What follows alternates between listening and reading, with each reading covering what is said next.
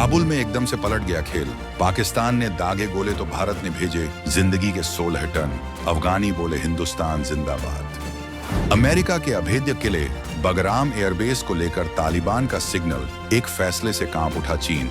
उड़ी पाक की नींद।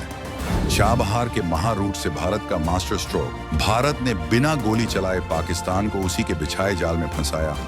सीपैक का पैकअप शुरू। बगराम में भारत का कदम मतलब चीन पाकिस्तान के फाइटर जेट्स का कब्रिस्तान तय। एक तरफ वो मुल्क है जो अपने ही पालतू मुल्क पर बम बरसा रहा है और दूसरी तरफ 2025 का नया भारत है जो जख्मों पर मरहम लगा रहा है।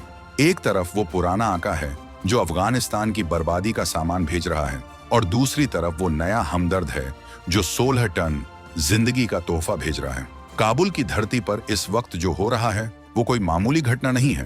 ये एक ऐसा भू राजनीतिक भूकंप है जिसकी गूंज इस्लामाबाद से लेकर बीजिंग और वॉशिंगटन तक सुनाई दे रही है। जिस तालिबान को पाकिस्तान अपनी जेब की कठपुतली समझता था, आज वही तालिबान भारत की भाषा बोल रहा है। खबर आ रही है कि भारत ने ईरान के चाबहार पोर्ट से 16 टन की एक ऐसी सीक्रेट खेप काबुल पहुंचाई है जिसने पाकिस्तान के सीने पर सांप लौटा दिए हैं, लेकिन करोड़ों अफगानियों के दिल में भारत के लिए इज्जत को आसमान पर पहुंचा दिया है।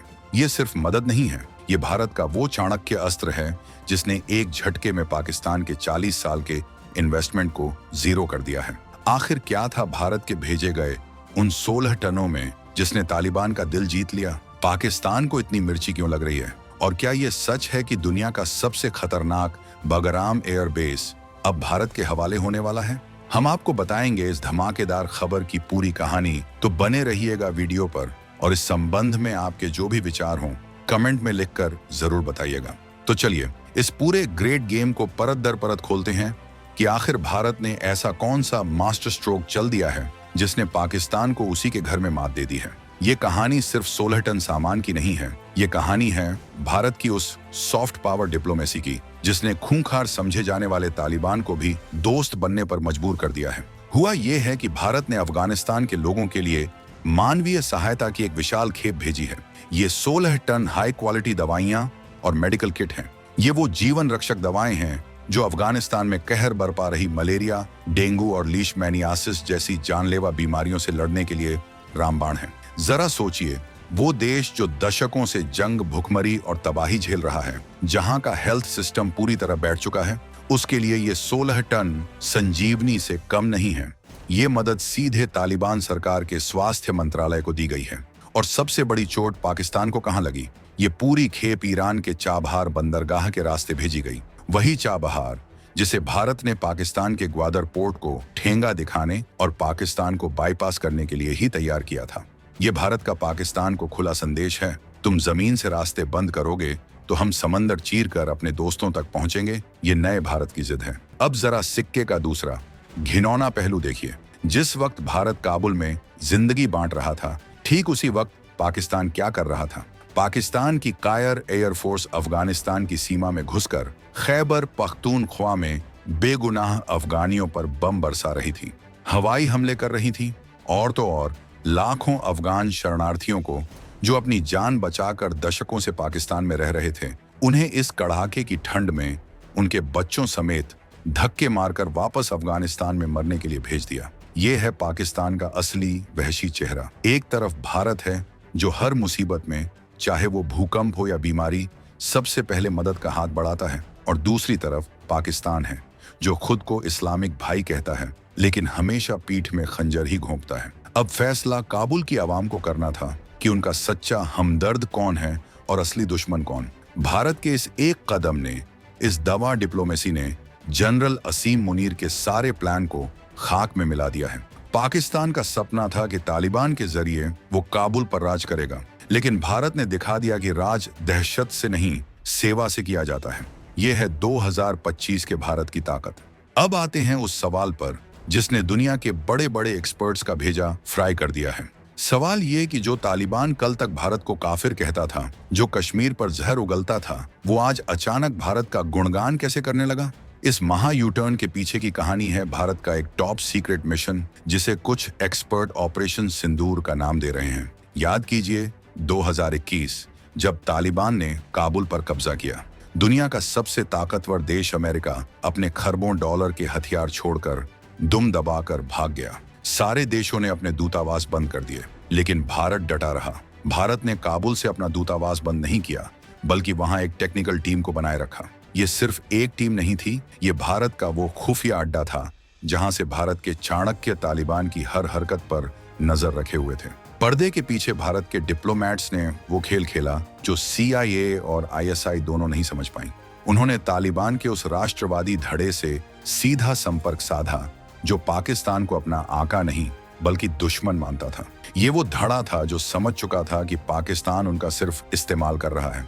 भारत ने तालिबान को दो टूक संदेश दिया, हम तुम्हारे राज्य में दखल नहीं देंगे, लेकिन अगर तुम्हारी जमीन से भारत के खिलाफ एक भी गोली चली तो अंजाम वो होगा जो तुमने सोचा भी नहीं होगा। और भारत ने सिर्फ गीदड़ भभकी नहीं दी, उसने दोस्ती का हाथ भी बढ़ाया। जब अफगानिस्तान में भूकंप से तबाही मची, भारत ने सबसे पहले टेंट और खाना भेजा। जब वहां लोग भूखे मरने लगे, भारत ने हजारों टन गेहूं भेजा, और अब ये 16 टन दवाएं। भारत ने तालिबान को दोस्ती का असली मतलब समझाया। दूसरी तरफ पाकिस्तान था जो ड्यूरंड लाइन पर बाड़ लगा रहा था, अफगानियों को आतंकवादी बता रहा था और TTP को पनाह देने का झूठा इल्जाम लगा रहा था। नतीजा सामने है।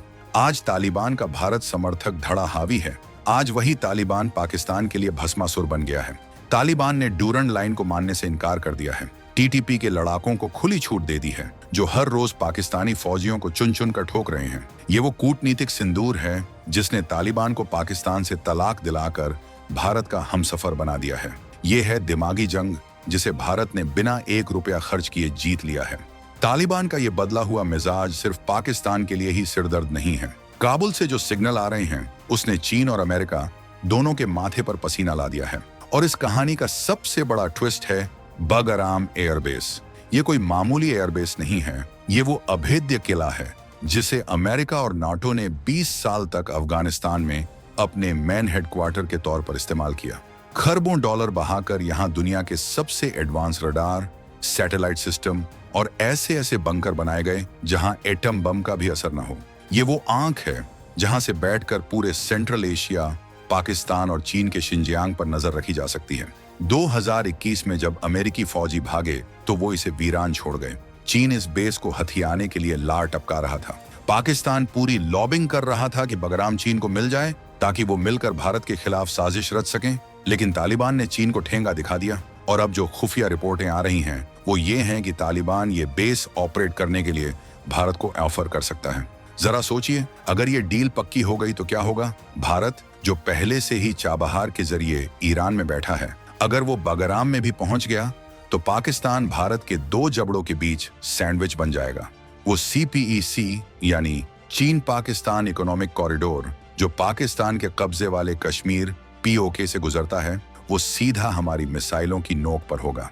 चीन का शिनजियांग प्रांत जहां वो उइगरों पर जुल्म करता है, वो हमारी निगरानी में होगा। ये भारत की ऐसी स्ट्रेटेजिक जीत होगी जो रातों रात पूरे एशिया का भूगोल बदल देगी। जो काम अमेरिका 20 साल में खरबों डॉलर और हजारों सैनिक खोकर नहीं कर पाया, वो भारत ने बिना एक गोली चलाए सिर्फ दिमाग की जंग और दवा डिप्लोमेसी से कर दिखाया है। तालिबान ये सबक सीख चुका है कि चीन कर्ज के जाल में फंसाता है और भारत मुसीबत में दवा और अनाज से जान बचाता है। ये है नए भारत की असली धमक जो दुश्मनों को भी दोस्त बनने पर मजबूर कर देती है। ये कहानी यहीं खत्म नहीं होती।